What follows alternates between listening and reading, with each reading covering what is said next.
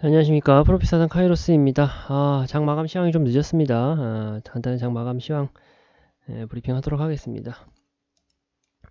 일단 코스피 코스닥 지수가 많이 올라와 줬죠.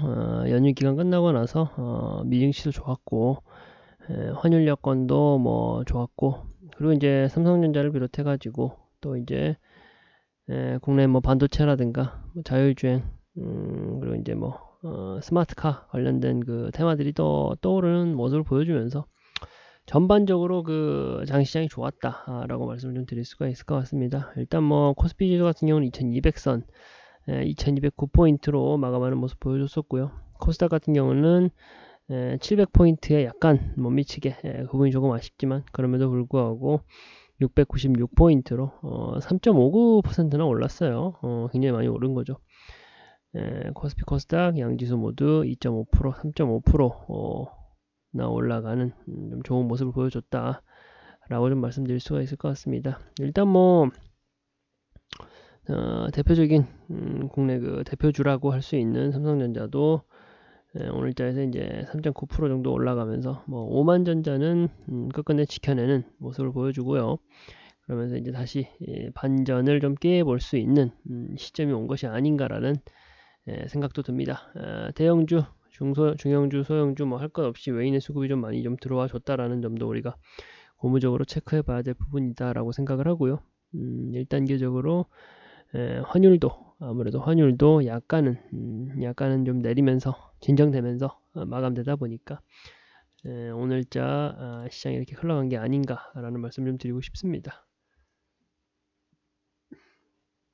그리고 특히나 이제 그 오늘 시장에서 외인이 많이 담았던 산업군은 2차 전지죠.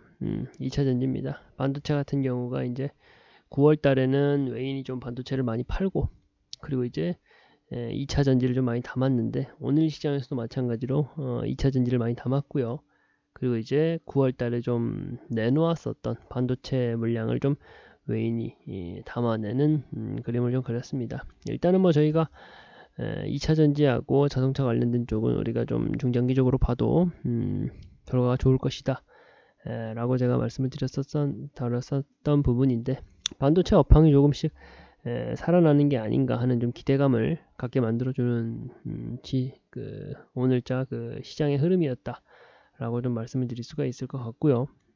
그리고 이제 아무래도 이제 2차 전지 배터리 관련해 가지고는 뭐 코리안 배터리 체인에 대한 그 글로벌적인 관심이 굉장히 증대되어 있다라는 점을 좀 봤을 때도 역시나 우리 프로피사단이 방향성을 아주 잘 봤다라고 말씀드릴 수가 있을 것 같습니다. 특히나 또 2차 전지 못지않게 강조했던 우리가 이제 산업군이 아무래도 이제 에너지 산업군이었죠. 원유 가격이 좀 증대하고 있으면서 아무래도 이제 오펙에서 이제 그 대규모 감산을 하겠다라는 이슈가 있으면서 오일 가격이 또 좀 올라갈 수 있겠다라는 전망이 나오고 있죠. 그러면 또 아주 자연스럽게 신재생 에너지, 저희가 이제 강조해서 말씀드렸던 태양광이라든가 풍력 관련된 종목들이 자연스럽게 반사 이익을 좀 누려볼 수 있다라는 점도 같이 강조를 해드렸습니다. 그랬고요. 일단 오늘 장에서 강세했던 섹터에 대해서 좀 간단하게 좀 짚고 넘어간다라고 했을 때, 일단은 뭐 OLED 쪽 괜찮다라고 제가 말씀을 드렸습니다. OLED 쪽 삼성에서 이제 뭐 디스플레이 8세대 OLED를 공식적으로 이제 좀 뭐랄까요, 수면 위로 꺼내는 그런 제스처를 많이 보였습니다. 거기에 더해가지고 뭐 이번에 아이폰 신제품 아이폰 14가 이제 곧 있으면 이제 출시를 앞두고 있죠. 그런 이슈들이 있다 보니까 더더욱이나 또 단순히 그 단기 이슈뿐만 아니라 뭐 8세대 OLED 생산 라인에 대한 투자를 각 기업들이 좀 아끼지 않고 있다라는 그런 소식들이 연쇄적으로 좀 반응을 하면서 관련 종목들이 좀 뜨거운 모습을 보여줬습니다. 특히나 이제 좀 뜨거웠던 게 아바코하고 아바텍이라는 종목인데, 사실 시총이 그렇게 큰 종목들은 아니에요. 시총이 그렇게 큰 종목들은 아닙니다. 아바코하고 아바텍이라는 종목인데요. 양 종목 모두 시총이 그렇게 크진 않고 시세가 너무 급속도로 좀 분출되었다라는 특징이 있습니다. 이런 종목들은 뭐 기본적으로 제가 그렇게 좋아하는 그림은 아닙니다. 제가 그렇게 좋아하는 그림은 아니고 OLED 쪽 관련해 가지고는 오늘 뜰 때가 아니라 그 전부터 제가 이제 말씀드렸던 종목이 있죠. 덕산 네오룩스라는 종목입니다. 방송을 통해 가지고 이제 정확한 타점까지도 같이 그 설명해 드렸었던 걸로 기억을 하고 있는데 덕산 네오룩스라는 종목을 우리는 조금 더 치밀하게 살펴볼 필요가 있습니다. 일단 뭐 수급적인 부분도 제가 계속 강조해서 말씀드렸었죠. 기관의 수급이 많이 들어오고 있다. 그 안에서 특히나 금융투자 계정에서 굉장히 수급이 많이 들어오고 있다라는 점을 좀 말씀을 드렸었고 강조를 해드렸었고요. 가격적으로 굉장히 눌려 있다 보니까 우리가 진입하는 데 있어서 결코 부담이 좀 적다라고 좀 말씀을 드렸었고 거기에 더해 가지고 OLED 관련된 이슈들에 대해서 몇 번이고 강조를 해드리면서 이제는 우리가 OLED 향으로 좀 시선을 돌려볼 필요가 있다라고 말씀드리면서 이 덕산 네오룩스라는 종목은 제가 매수 타점까지 방송을 통해서 언급해드렸던 종목입니다. 지금 뭐 거의 한 10% 정도 가까운 수익을 좀 보고 있는 종목이다라고도 말씀을 좀 드릴 수가 있을 것 같은데 이런 종목들을 저희가 이제 노란 톡방 통해 가지고 계속적으로 언급해드린다라는 점은 좀 기억을 하시고요.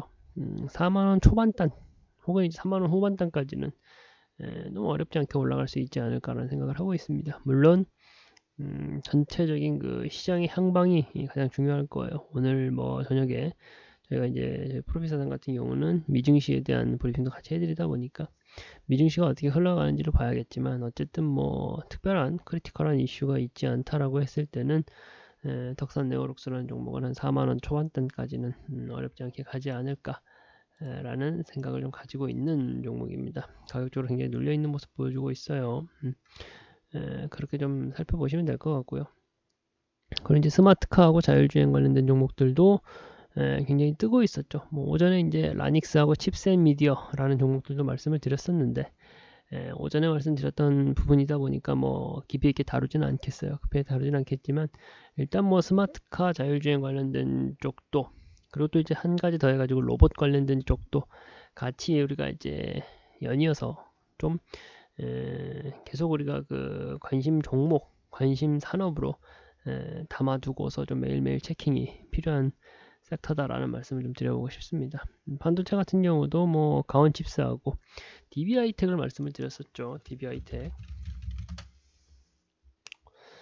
3만원 이제 37,000원, 38,000원 단에서 이제 매수하면 굉장히 그 결과가 좋을 것이다라고 말씀을 드렸었고 그리고 이제 제가 이제 타점까지 말씀드린 후부터 이제 뭐 계속적으로 시세 좋게 나오는 모습 보여줬었죠. 일단 그 DB하이텍이라는 종목 같은 경우는 DB하이텍이라는 종목 같은 경우는 중기 포지션으로 보셔도 정말 무방할 것 같이 좋은 그림을 그리고 있어요.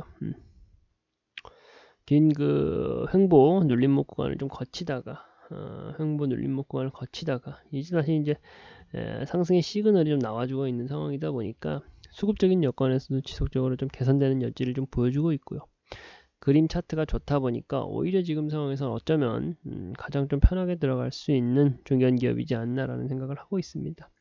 일단 뭐 반도체 업황 자체가 안 좋았다 보니까 정말 그 뭐랄까요 계단을 타고 내려오듯이 순차적으로 지금 시세가 굉장히 많이 눌렸었거든요. 이렇게 이제 큰 보폭이 아닌